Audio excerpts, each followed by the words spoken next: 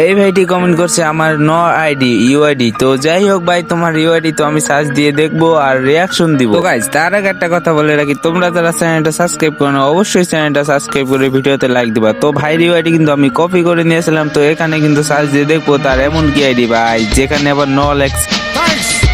নতে কোনো সমস্যা নাই, ভাইয়ের আইডিতে কিন্তু দেখা যায় ঝলক মারছে। ও ভাই সাহেব, এটা কি আইডি?